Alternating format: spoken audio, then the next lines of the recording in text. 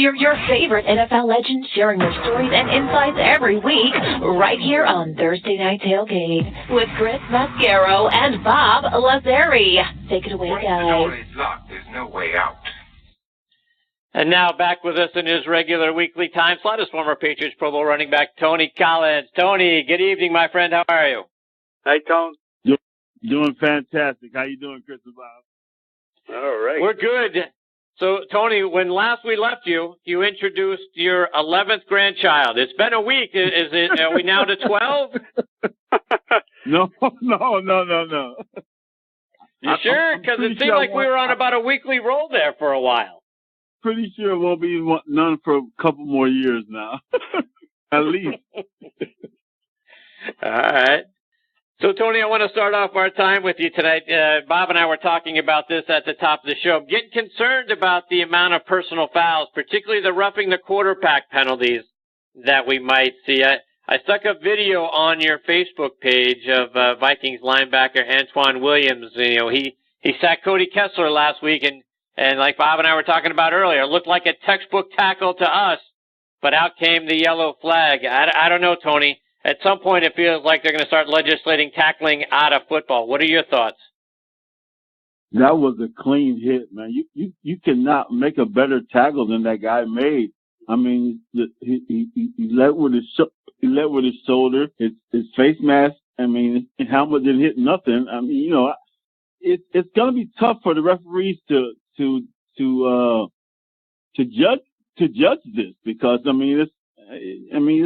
it's how you make a tackle with your shoulders, and you go down, you lead with your head, but you're hitting with your shoulders, so it's so difficult for the referees to make that decision. I think it's a thing that they're doing now. You know, I know what they're doing. They're trying to prevent the injuries, but it's really so close to not being that illegal hit. And it's going to be difficult for them to do. I wish that they do a replay on this. So if they see the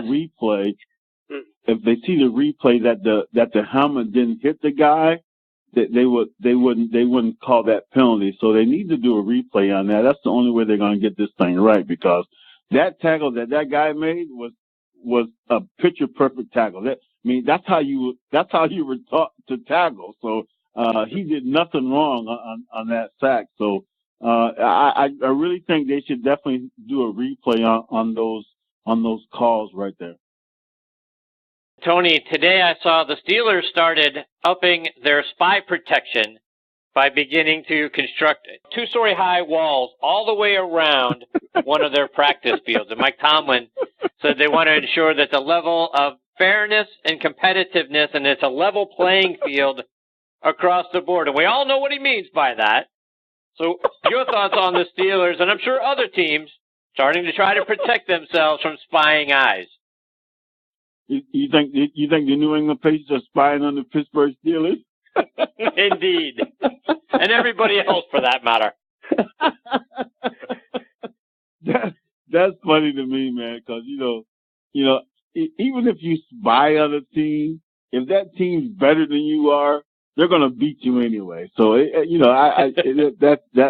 is so just, you know, it's crazy, but it's real. Everybody's trying to get the advantage. Everybody's trying to get that something that's gonna make them a better team. And so if that's what they feel they're gonna do, I mean, Pittsburgh's a great team, man. You know, they have a great quarterback. They have the best running back in the league if they give him the money that he deserves. They got one of the best receivers in the league. They got a decent defense, and you know they're right at that point where they just need a couple breaks to get to the Super Bowl. But the only problem is the New England Patriots it's in the AFC conference too, so it's going to be so tough for them to get by them. I mean that's the only way they're going to get the Super Bowl is they got to beat the Patriots. So again, I don't think Pittsburgh's going to make it. So here we go.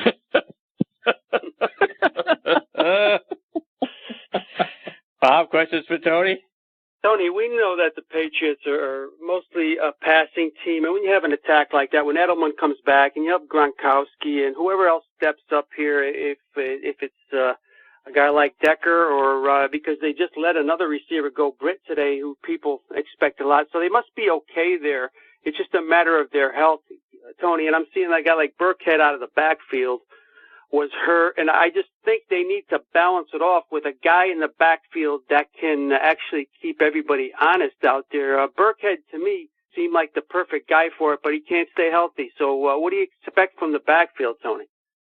Well, I like White. I mean, I think White is that back that can pretty much do it all. He can run the ball. He can catch the ball out of the backfield. I mean, I'm not even concerned about the Patriots right now, because the thing about Belichick and their system is that they always somehow make it work. I mean, these last 3 or 4 years, you look at Tom Brady and the receivers that he had no superstar receivers really to throw the ball to. You know, he had probably the best tight end in the league right now, but as far as receivers getting downfield and being that receiver that's a Pittsburgh Steelers receiver, you know who I'm talking about, Chris. We don't have that. So we just have a system. And so I'm not really worried too much about, you know, what that guy is going to be. I think Decker's going to be a great addition to the team. He's going to be that receiver that Brady can depend on. So I feel that we're okay. I'm not really too worried about it. I worry about the defense more than I worry about the offense with the Patriots. I think one of the things is the defense. You know, we need sacks. We need a sack. We need somebody that can come off that edge and get pressure on that quarterback.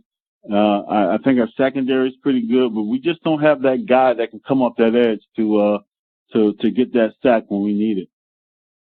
Tony, before I ask you my final question, I just have to tell you, I have a favorite grandchild of yours already. It's the little girl that you posted with the new shoes, ready to go to school. Who is that, Tony?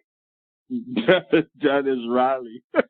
Okay, that's my favorite and always will be. Not playing favorites, but that was the cutest picture I've ever seen, Tony. Unbelievable.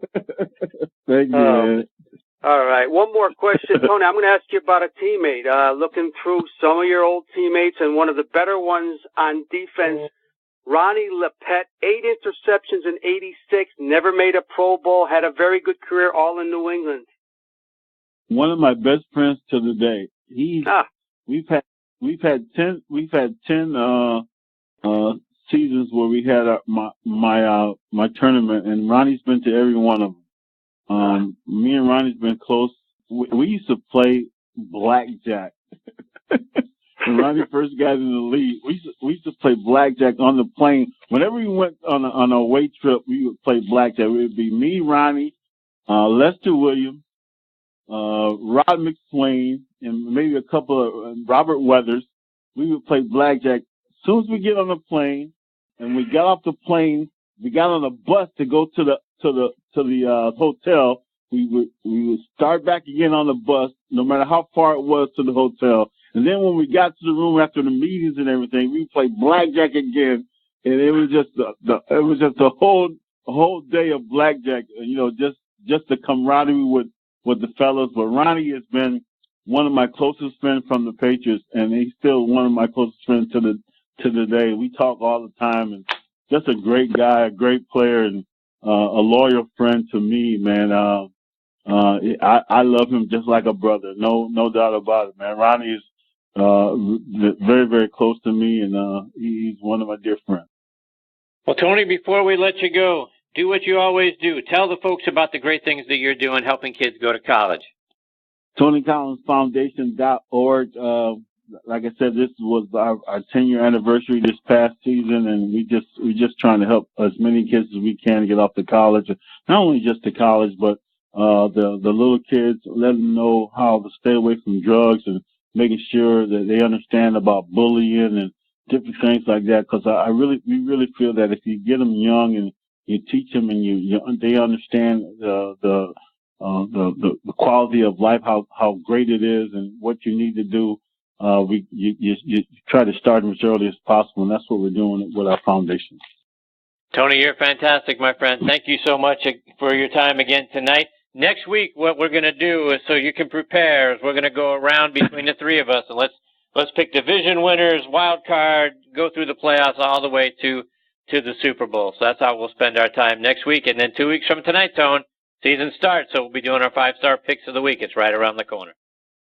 I cannot wait, man. I am taking the throne from Bob. Bob, it's over, baby. You've been waiting since February. It's going to be mine, baby. It's going to be mine.